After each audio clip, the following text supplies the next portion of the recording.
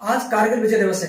इस अवसर पर मेरे साथ हैं विशेष रूप से कारगिल के योद्धा ईश्वर सिंह बैंसला, जो योगी हैं, करौली के समीप गोल्डा गांव के रहने वाले हैं। कारगिल की पहाड़ियों पर विजय पताका इन्होंने फहराई। इनके विजय पताका फहराने के बाद ही कारगिल युद्ध अंतिम चरण में पहुंच गया। किस यूनिट में थे, किस प्रकार विजय पताका फहराई, युद्ध की क्या इनकी एक दास्तान है, हम इनसे पूरी तरह जानकारी प्राप्त करते हैं। ईश्वर जी, आपका बहुत बहुत धन्यवाद। और न्यूज संभाग सहित सभी लोगों को आप पर गर्व है कि आप कारगिल की विजय पहाड़ियों में अपने विजय पताका फहराई और करौली जिले को विशेष तौर पर आप गर्व है। मैं आपका स्वागत करता हूं, आपको अभिनंदन करता हूं। कारगिल की क्या एक कहानी है, क्या सच्चाई जो युवा जानना चाहते हैं, एक बार जरूर बताएं।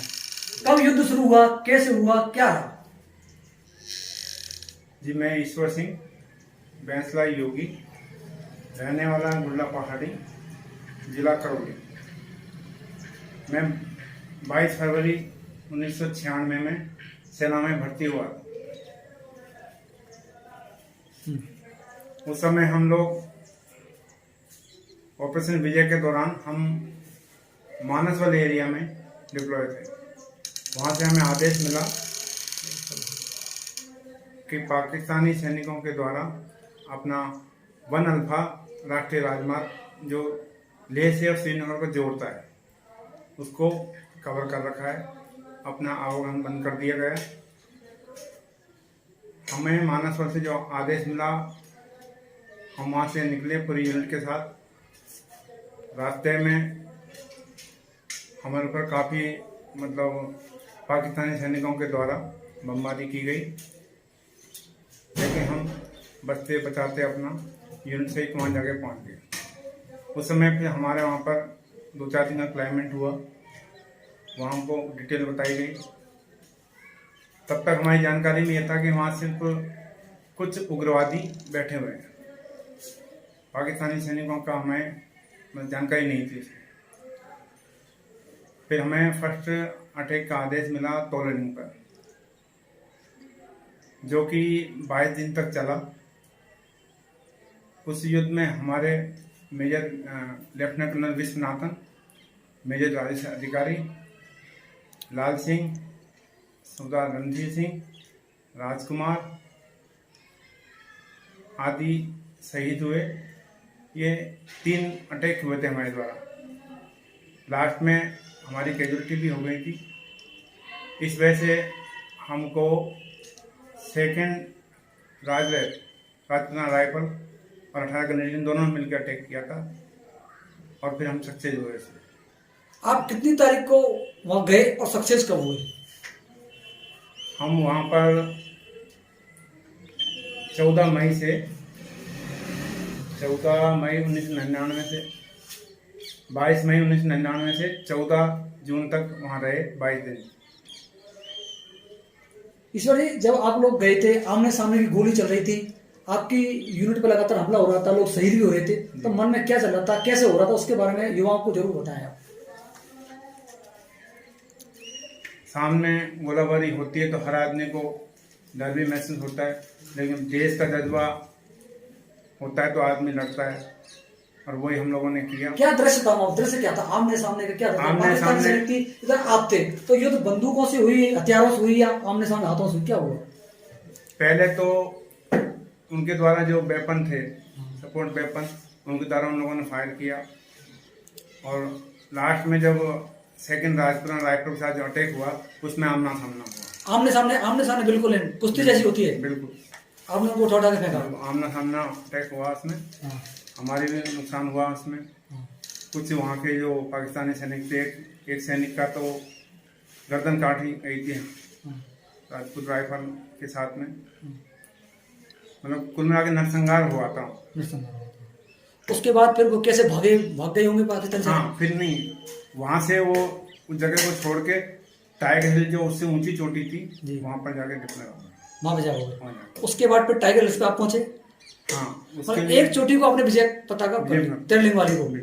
उसके बाद फिर आप वो टाइगर हिल पे क्या मैसेज हुआ, क्या आदेश हुआ, कैसे पहुंचे, बताएं थोड़ा। उसके बाद बटालियन को नीचे आ गई, करीब 1 हफ्ते 10 दिन रेस्ट किया, फिर वहाँ की जानकारी दी गई। उसके बाद 3 जुलाई को हमें वहाँ पर अटैक करने का आदेश मिला। 3 जुलाई को 3 जुलाई से 4 जुलाई को उस जगह पर फतेह हासिल कर लिया हमने टाइगर हिल पर। और 6 जुलाई को मुझे चोटें आई और 11 जुलाई तक वो ऑपरेशन चला। 6 जुलाई को आप घायल हो गए। जी। क्या घायल हुआ, कहाँ गोली लगी, कैसे? मेरे साथ 8 सिख का एक जवान था हाँ। और MNG अपनी जो टीम होती है वो साथ में थी। 4 जुलाई को जैसे अटैक अपना सक्सेस हो गया तो हम लोग भी थोड़ा रिलैक्स हो गए थे, लेकिन आसपास जो एरिया में दुश्मन बैठा हुआ था वहाँ से वो लगातार फायर करता जा रहा था। तो उन्होंने क्या किया कि अपने जो RT-7 जो बोफर्स उनके पास जो तोपें थी उन तोपों के द्वारा उन्होंने हमारे ऊपर अटैक किया था, फायर किया। फायर करने की वजह से मुझे स्प्लेंडर लगे थे बाजू में, पैरों में। साथ में एक सिख का जवान जिसके धड़ से ऊपर का हिस्सा खत्म हो गया। आपकी यूनिट में कितने लोग थे, कितने शहीद हुए? यूनिट में 800 आदमी की नफरी होती है जी। हमारी कंपनी चार्ली कंपनी थी मेरी। हाँ। तो हम MNG पोस्ट पे थे उस समय। हाँ। मेरे साथ हवलदार सत्यनारायण जो NNG कमांडो रहे थे वो थे। फिर उनमें से कितने लोग शहीद हुए लगभग? उसमें तो सब हमारे जो है 3 से 11 जुलाई के बीच में है। हाँ, 3 से 11 गए थे। हाँ। इसमें हमारे कुल जो शहीद हुए थे टाइगर हिल पे 9 जवान शहीद हुए। 9 जवान शहीद थे, बाकी लोग गए थे। अच्छा, उस समय जब युद्ध चल रहा था, लगातार गोलीबारी हुई थी, आपको परिवार की याद आई क्या? कोई बच्चों से बात हुई, पत्नी से बात हुई, किससे बात हुई इस बीच में, क्या हुआ क्या? परिवार की याद तो आती है, लेकिन वहाँ हालात ऐसे थे कि वहाँ सब कुछ भूल जाता है आदमी। वहाँ सामने सिर्फ दुश्मन दिखाई पड़ता है। हाँ। और वहाँ से उस जमाने में से कोई आले नहीं थे, मतलब बात करने के हाँ। दूरसंचार का कोई साधन नहीं था। हाँ। एक सेटेलाइट वाला सिस्टम था, तो वो उस लड़ाई के दौरान मतलब चढ़ाई करने से पहले, मतलब अटैक करने से पहले कुछ लोगों की बात हो पाई थी करके। अच्छा। सबकी नहीं हो पाई थी। हाँ। तो इतना वक्त नहीं था। हाँ। दूसरा सेटेलाइट का वो सिस्टम था तो नेट में नहीं पकड़ता था। नहीं पकड़ता था। अच्छा, एक बात बताओ, उस समय आपको पहाड़ियों में, कितनी ऊंची पहाड़ियों में चढ़े, कैसे चढ़े, वो थोड़ा कोई कर ली पहाड़ी ऊंची बताते हैं ना? बिल्कुल पहाड़ी 16,000 से लेकर 17,000 की हाइट है वहाँ पर। ठंडा मौसम है, वहाँ की चढ़ाई चिकनी, मतलब जो चट्टाने जो है चिकनी है। हाँ। रास्ता ऐसा कुछ है नहीं, लगातार क्यों वहाँ अपने बर्फ गिरती है जिसमें से रास्ता चिकना ही। हाँ। ऑक्सीजन की कमी थी यहाँ पर, क्यों 16,000 की हाइट पे ऑक्सीजन की कमी थी। चढ़ने में बड़ी दिक्कत होती, मतलब आदमी 10-15 कदम चलता उसको रुकना पड़ता था। खाना पीना कैसी व्यवस्था थी? खाना पीना हम लोग जो ड्राई राशन लेके चले थे उस समय। हाँ। ड्राई राशन में क्या क्या होता है? ड्राई राशन शक्कर बारे वगैरह ये होते हैं, हाँ। बिस्किट शक्कर बारे, हाँ। इन चीज़ों के लेके चले थे। बाकी बाद में राशन सप्लाई हो गई थी, लेकिन 10 दिन के बाद उस समय तो उससे काम चलाया था। 8 दिन तो आपने शिखर पारों से ही काम चलाया था ड्राई राशन से। पानी की क्या व्यवस्था थी? पानी की अपनी बोतल रखते हैं, फिर बाद में जब ऊपर चढ़े थे तो वहाँ बर्फ में हमको मिल जाती है, तो बर्फ से ही पिघला के उसी से काम चलाया। उसी से काम चलाया। और क्या अनुभव है आपका विशेष वहाँ पर? और आपका विशेष अनुभव? अनुभव तो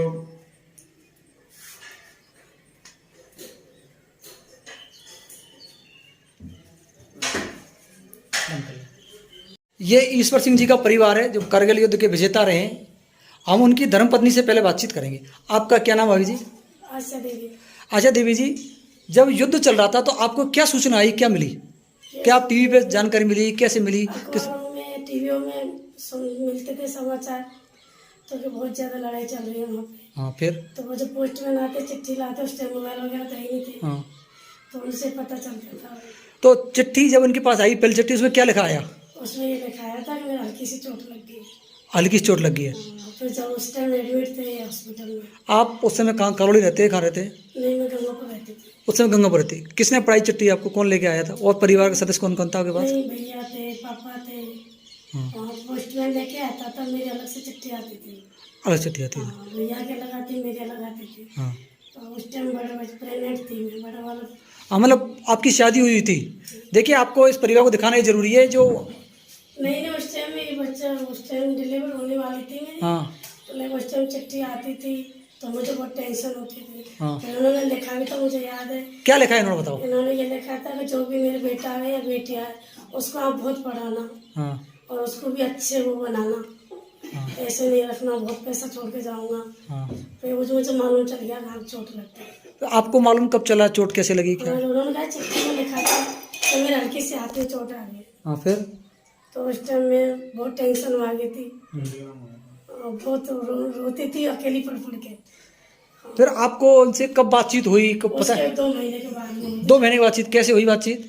उस टाइम जब डिलीवरी हो गई थी बच्चा भी हो गया तो जब तक कोई सूचना नहीं थी, हाँ लेकिन चिट्ठी में लिखा था मैं बिल्कुल ठीक हूँ अब तो। अच्छा तो उसके 2 महीने के बाद फिर छुट्टी आए थे, तार भेजा था उन्होंने। हाँ हमारे खुद का ससुर फौजी थे, हाँ हाँ। उन्होंने तार वगैरह भेजा फिर ये छुट्टी आए थे। फिर से छुट्टी आए थे तब आपको विश्वास हुआ कि बिल्कुल सही है। हाँ तो आते ही देखा था ना। लेकिन आपको घर भी नहीं हुआ कि आपका पति फौज में है? यहाँ पर क्या टेंशन हो रही थी उस समय, क्या चल? मैंने उस टाइम से यही टेंशन थी कि ठीक सही सलामत आ जाए। सही सलामत आ जाए।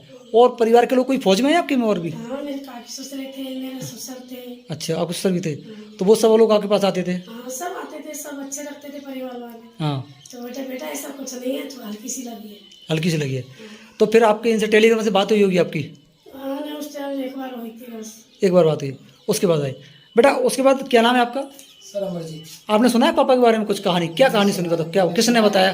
मेरे जन्म के समय जब मम्मी के पेट के अंदर था, हाँ उस टाइम पर पापा जी कार्य युद्ध के अंदर थे। हाँ उनको 2 गोलियां लगी थी। इनकी यूनिट से लास्ट में सिर्फ 6 आदमी बचे थे, इनमें से ये भी शामिल थे। हाँ 6 बच्चे थे। 6 बचे थे। किसने बताया आपको ये बात? ये पापा जी से सुनने में मिली है, टीवी में मिली है, और हमने जो पुराने न्यूज़पेपर मैगजीन देखी उसमें मिली है। उसमें मिली। बेटा आपका क्या नाम है? आरती कुमारी। आरती आपको क्या याद है बताओ? उस टाइम तो हम थे ही नहीं। आप नहीं थे लेकिन कुछ सुना होगा बाद में? हाँ पापा से सुनाया, भैया से सुनाया, उन्होंने बताया कि इस टाइप की लड़ाई हुई थी। मम्मी से ही सुनने को मिलता है कि उस टाइम ऐसे चिट्ठियाँ वगैरह आया करती थी। हाँ तो अभी ये चिट्ठी आपके पास अभी सुरक्षित होंगी? हाँ अभी भी थी, अभी फेंक दी अभी। पर हमें बहुत गर्व है, हमारे पापा जी ने उस हाँ। युद्ध के अंदर अपना योगदान दिया। हाँ उनके 2 गोली लगी थी, हाँ। उन्होंने पूरा दुश्मनों का साहस किया अपनी पूरी हिम्मत से। पूरे मत से। उस समय आपको शादी को कितने समय हुआ होगा? 2-3 साल हुई थी। 2-3 साल हो गई थी। तब ये शादी से पहले ही फौज में थे, बाद में हुए? नहीं बाद में हुए थे। बाद में फौजी हुए थे और उसके बाद करगिल युद्ध लड़ने चले गए। धन्यवाद। ये था ईश्वर सिंह जी का परिवार।